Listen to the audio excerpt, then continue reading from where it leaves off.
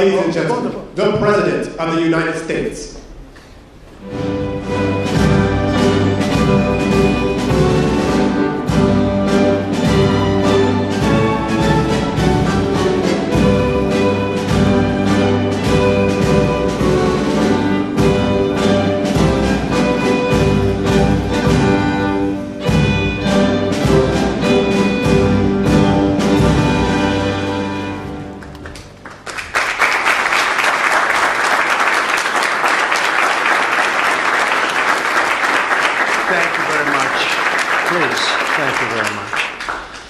Before we begin, I want to provide a brief report on the unprecedented success our country has been witnessing in recent weeks. Since even before the election, we've been making extraordinary progress. The American people gave us a clear mandate to save our country, and we won all 7 swing states by large margins, historic. Very importantly, we won the popular vote by millions and millions of votes. Also, all 50 states, as you know, shifted toward the Republican Party, and that's never happened before. All 50, every single one of them. In our first week in office, we set records, taking over 350 executive actions. That's not been done before. And it has reportedly been the single most effective opening week of any presidency in history. And we want to keep it that way. We want to keep it going.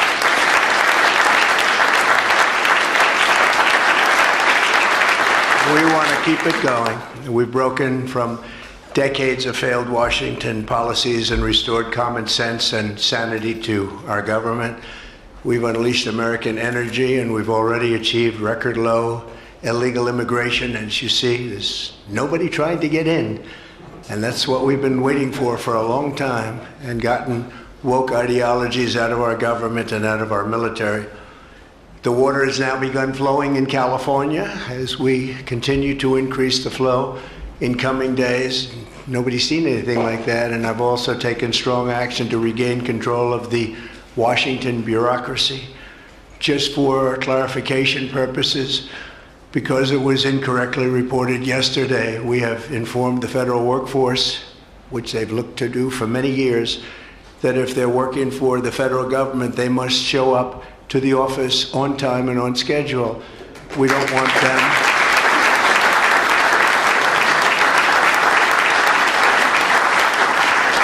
We don't want them to work from home because, as everyone knows, most of the time they're not working, they're not very productive, and it's unfair to the millions of people in the United States who are in fact working hard from job sites and not from their home.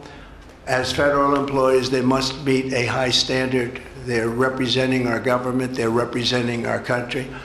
If they don't agree by February 6th to show up back to work in their office, they will be terminated, and we will therefore be downscaling our government, which is something that the last 10 presidents have tried very hard to do but failed.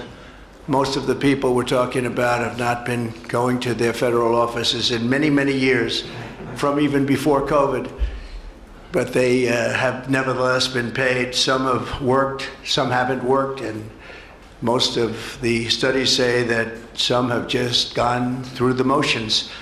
We may ask these people to prove that they didn't have another job during their so-called employment with the United States of America, because if they did, that would be unlawful. As you understand, a lot of people are getting paychecks, but they're actually working other jobs, so they'll have to prove that to us that they weren't. In any event, we're requiring them to show up to work or be terminated. We think a very substantial number of people will not show up to work, and therefore our government will get smaller and more efficient, and that's what we've been looking to do for many, many decades, frankly.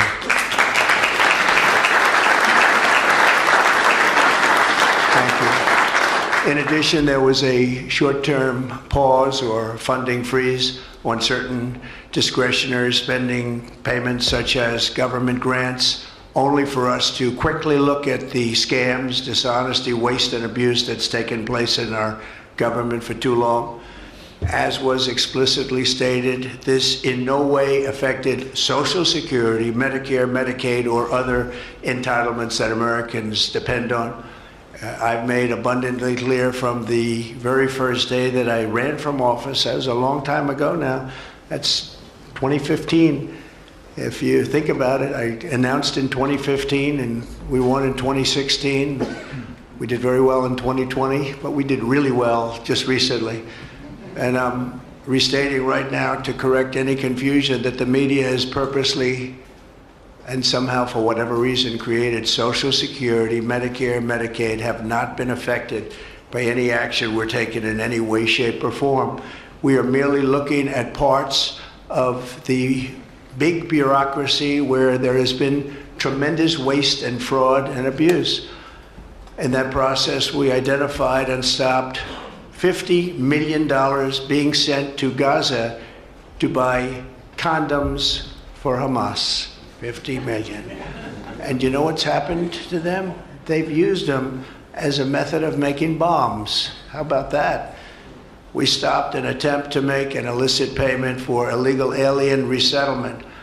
We canceled $181 million in DEI training contracts. This is just for the training of people in DEI, which has been terminated and completely terminated. And we paused $1.7 billion in unauthorized payments to foreign organizations, including stopping more than $40 million that was on its way out the door to the very corrupt World Health Organization, which has not done its job and not done it properly.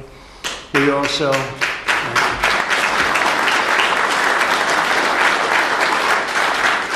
also blocked $45 million for diversity scholarships in Burma.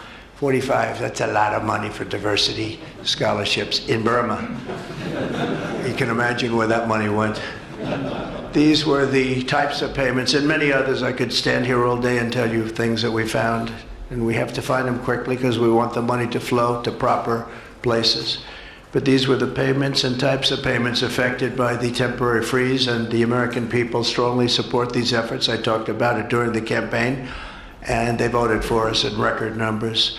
Every single day, we're now putting America first and fighting to get the most out of every single tax dollar for our great citizens. We've gathered this afternoon to take another historic action.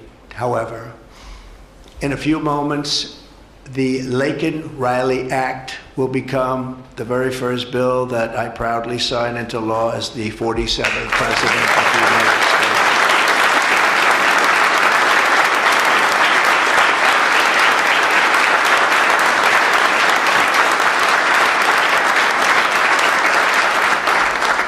Laken was a brilliant and beautiful 22-year-old nursing student from Georgia, the best in her class. She was always the best. They would say, Laken, how do you do this? And what do you do? They were always asking her questions. She was respected by everybody, even her teachers. They respected her so much. From the time she was in first grade, Laken knew she wanted to spend her time caring for others. That's what she did. To her friends and classmates, she was a light of warmth and kindness in every single room. To her parents and family, she was everything in the world. They've had a miserable period of time. Just after 9 a.m. last February 22nd, Laken went out for a jog on the campus of the University of Georgia, but she was just never returned. She never came back, did she, huh? Parents are here, sister, all of her relatives. While on her run, Laken was attacked, viciously assaulted, beaten, brutalized, and murdered by an illegal alien gang member who was set loose into our country by the last administration. We are deeply honored to be joined today by Laken's parents, Allison and John, and her sister, Lauren. Thank you very much. Thank you.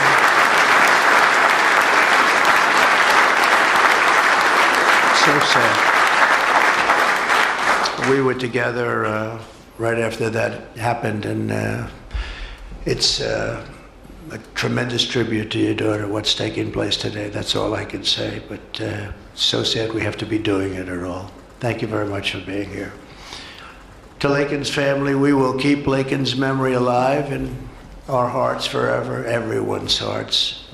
With today's action, Her name will also live forever in the laws of our country, and this is a very important law. This is something that has brought Democrats and Republicans together. That's not easy to do. Laken did it. Laken did it. America will never, ever forget Laken Hope Riley.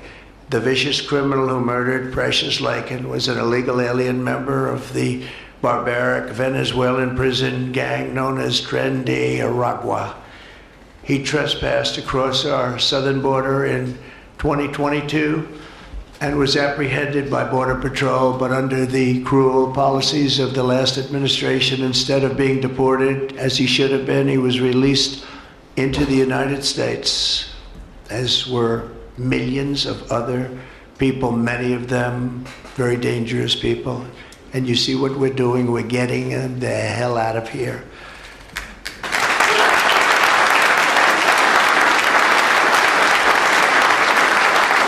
He was soon arrested again in New York City on charges of endangering a child, but because of New York City's deadly sanctuary policies, as we have in California and many other places, which we're going to end them, he was released again to reoffend.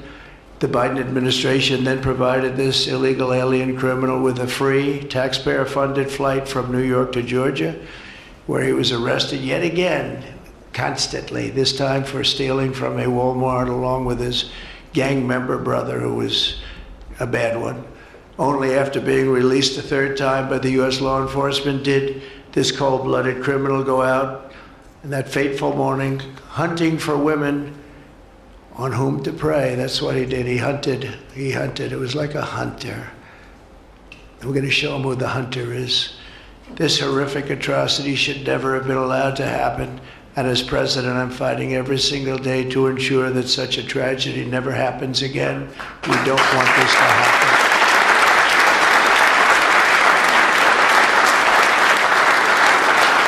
And under the law, thank you.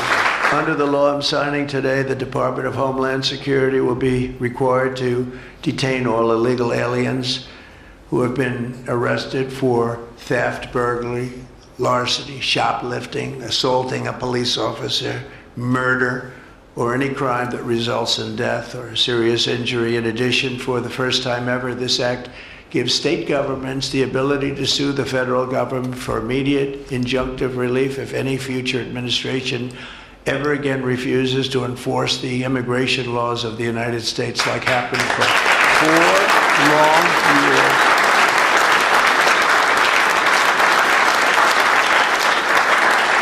And that was happening for 4 long years, frightful years. Amazing. You'd say, how can people do this? How can they allow this to happen? How can they allow criminals to pour into our country and then try and defend it? And they're still trying to defend it, but they can't. That's why I'm here instead of somebody else, actually. It's the biggest reason. I believe it's the single biggest reason. Inflation was horrible. Many things were horrible during that administration. When you look at what took place in Afghanistan, the way they got out, not that they got out, but the way, so many things were horrible. But to me, this was the worst of all. It's a landmark law that we're doing today. It's going to save countless innocent American lives.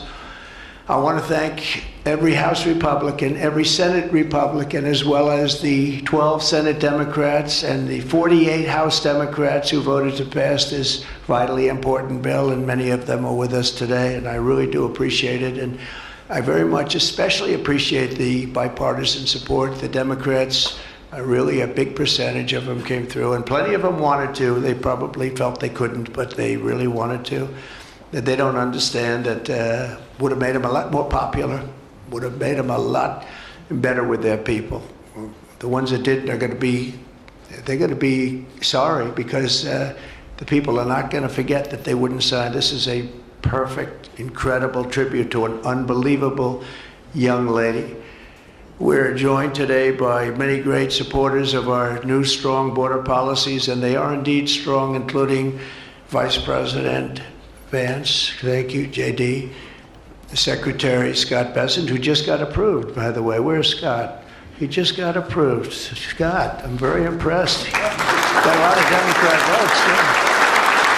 We got a lot of Democrat votes. It's great. I don't know, is that a good thing or a bad thing? I'll have to think about that. Secretary of Homeland Security, who's going to be fantastic. I know her so well, and I know it's probably not complimentary because she is a woman, but she is tough. Where is she? Where is Christy? Christy, great. Stand up, please. You have such an important job to do.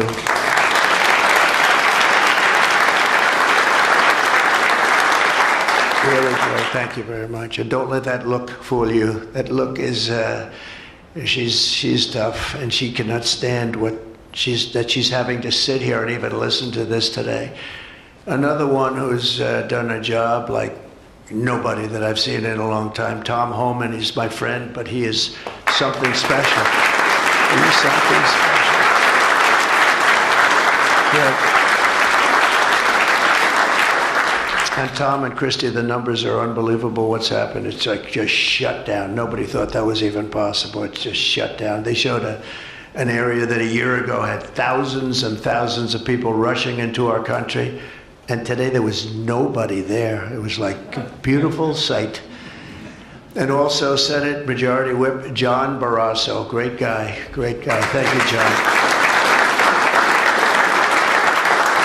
And I also want to thank the bill sponsors, Senator Katie Britt. Katie, thank you, Katie. And Congressman Mike Collins. And Mike, you were fantastic from Georgia. He took this. He loves this state, and he took this very personally. So it's thank you very much, Mike. As well as Senate Judiciary Committee Chairman Chuck Grassley. Chuck is here someplace. Chuck, thank you very much. You look great. And House Judiciary Committee Chairman Jim Jordan, who's a special guy, special man. And House Homeland Security Committee Chairman Mark Green. Thank you very much. Thank you, Mark. And we have many other congressmen and senators, but I'm not going to introduce because this is about your daughter. This is about something that's so important, and we're going to just go along. Thank you also. We have to say Burt Jones is in the room, and Burt is your lieutenant governor, and he was on this like you wouldn't believe. Thank you very much. I see you sitting there. Thank you very much. So we have state, local officials, we have law enforcement organizations, we have everybody. Most of them are in the room or represented in the room, and they're incredible people, and I've never seen them come together like they have for this. I've done many of these, not of this kind, but different bills, different passages having to do with many different things, from Homeland Security to inner security to taxes to 50 different items. I've never seen such support as you have today and as your great daughter has today. So I've never seen anything like it. And we have to thank your daughter for that, because she's going to save a lot of lives. She's going to be responsible for saving a lot of lives. So I'd like to just say to the Angel families, I've been with them and they've been with me from 2015 when I first got this crazy idea in my head to run for president because we could do better as a country. I want to thank so many of the people that are here that have been the Angel Moms, and we call them Angel Moms, but they're Angel families, fathers and sons and daughters, but they've suffered tremendously like you have for no reason whatsoever. I want to thank Alexis Nungari, the mother of 12-year-old Jocelyn Nungari, murdered last summer by 2 illegal alien gang members released into the United States by Joe Biden's open border stupid policies. And thank you very much, Alexis. I want to thank you very much. We had an amazing trip, and it was really special to meet you and your family. Appreciate it very much. So sad we have to be here, frankly. And Jocelyn, as you know, is in our hearts as she was then. It was an amazing day we had, a great day. But it was a day of celebration of somebody that unfortunately won't be with us. But she is with us now, you know that. Here also is Patty Morin, the mother of Rachel Morin, killed 2 years ago by an illegal alien who was let into our country by the last administration's ridiculous, weak policies. Open border, can you imagine? When I heard open border, I said, oh, that's terrible. They're going to release their prisons all over the world. They're going to release their prisons into our country. That's exactly what happened. Patty is joined by Rachel's brother, Michael, Rachel's daughter, Clementine, and sister-in-law, Shannon. Thank you all for being here. We appreciate it very much. Thank you very much. Thank you. With us as well is the loving family of Kayla Hamilton, a 20-year-old girl murdered in July 2022 by the MS-13 illegal alien gang member who is violent, vicious, and they knew it, and they didn't do anything about it. And I want to thank you to Kayla's mother, Tammy, and her grandmother, Kathy, and her stepfather, Jeremiah, very much. And finally, I want to thank others who have also suffered this horrible scourge that goes on with young people being killed, and other people too, but young people, largely young people being killed. Thank you to Scott Root, the father of Sarah Root, killed at 21 years of age. Think of that, 21 by an illegal alien, shouldn't have been in our country, would have never been in our country if we were here. What a sad thing. To each of these angel families, we love you and we stand in awe of your courage and your strength. It's the toughest thing anybody has to go through.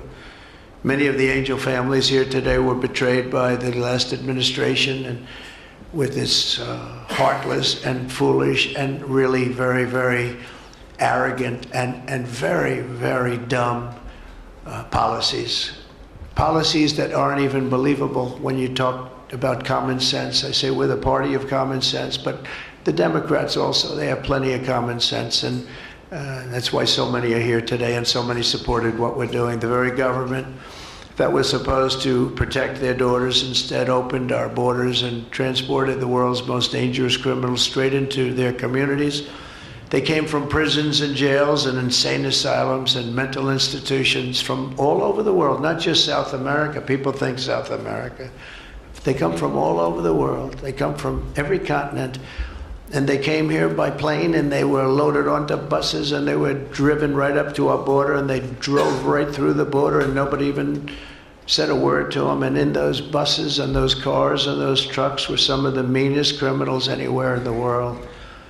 As of last September, 425,000 illegal alien criminals were roaming free, including 13,099 convicted illegal alien murderers, of which about almost 50% killed more than one person, and they were roaming all over the country in our farms, in our cities. Under the Trump administration, we're moving with urgency and speed to get these vicious and violent criminals the hell out of our country and to restore law and order to our suburbs, our cities, and our towns. And we're going to do it with Tom and with Christy and with all of the people that are working so hard on this. This week, compared to a comparable time a year ago, think of this, the number of illegal border crossers has already fallen by more than 100%. And because the election was coming, they started getting a little bit tougher on the border. They tried to follow our policies, and they did much better, but it still was horrible. The numbers were still horrible, so that's 100% over those. They only did it because of the election, so they knew what they were doing was wrong. And those who do cross the border, and you're seeing that every time, all you have to do is turn on your television set or pick up a newspaper, or read any form of new media, because we have a lot of new media today, fortunately, that's letting the word get out. But they're watching these people be captured and removed from our country. ICE arrests have risen by 15 times in just a short period. And over the past 8 days, the heroes of ICE and Border Patrol, we can never forget Border Patrol. Those people, I've gotten to know so many of them. Our border czar, as you remember, never went to the border and never made a phone call. She was the border czar. She never made one phone call. They went to the heads of border. They went to the heads of ICE. Did you ever get a call? No. And she admitted she never made one call, but she was the border czar. And that's exactly what our border was all about. The heroes of ICE have arrested thousands and thousands of illegal alien criminals, including hundreds of gang members, traffickers, child predators, terrorists, and murderers. For the first time in history, we're loading dangerous and illegal aliens into military aircraft and flying them back to the places from which they came. You probably read about Colombia 2 days ago. They said, no, we're not taking them. I said, we're going to take them. You're going to take them. You're going to like it, too. You're going to take them.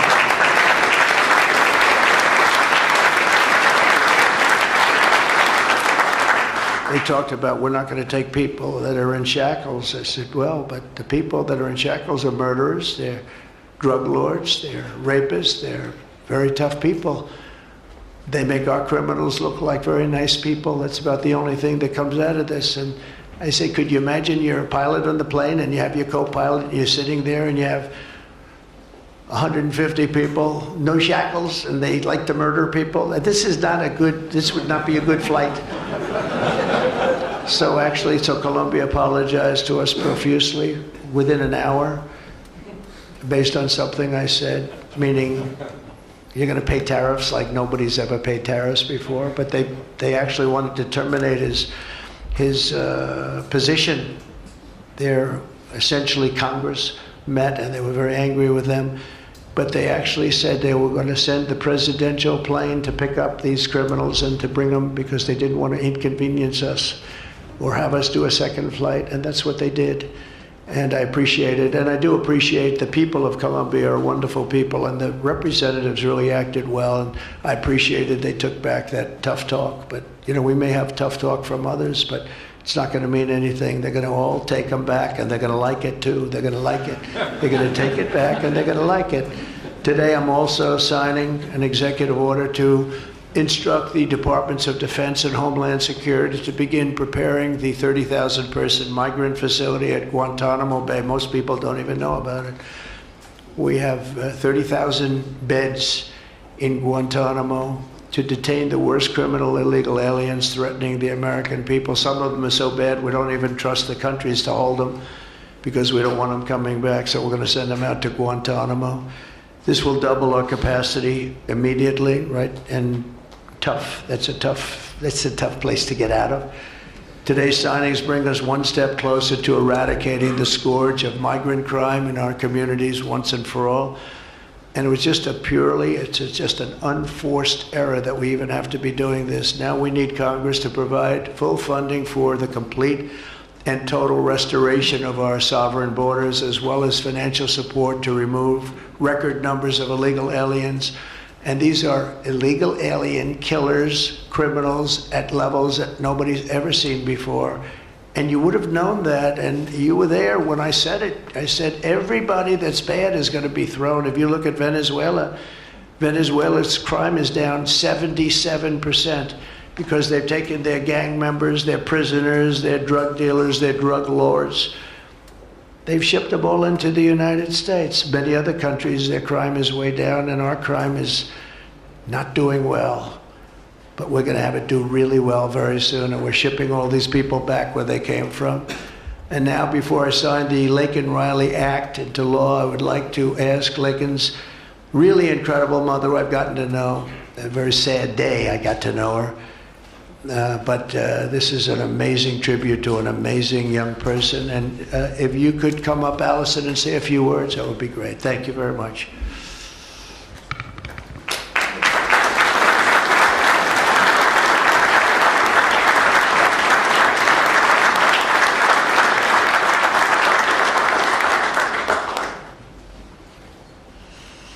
Thank you. Thank you, Trump. We would like to thank Senator Katie Britt for her diligent bipartisan work to get this bill through the Senate. We'd also like to thank Congressman Mike Collins for his unwavering passion and for leading on the Laken Riley Act from the start. Our family will forever be grateful for the prayers of the people across our nation and for helping to get this legislation into law.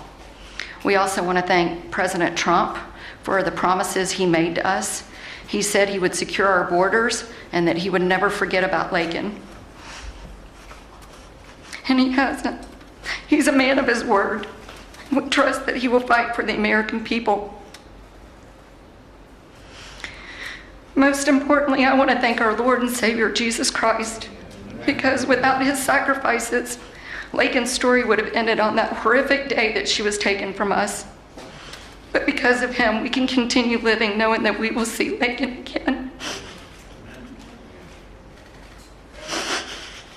There's no amount of change that will ever bring back our precious Laken. Our hope moving forward is that her life saves lives. We're so thankful that her passion for helping others and her legacy for doing good in the name of Jesus Christ will carry on. Thank you.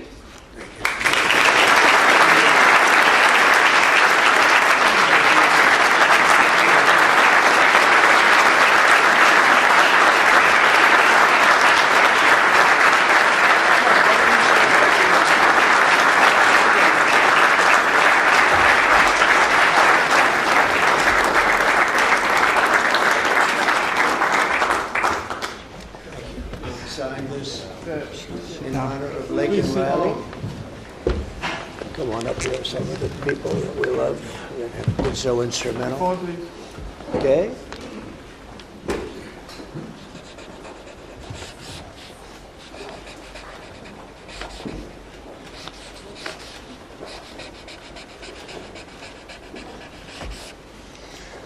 Okay.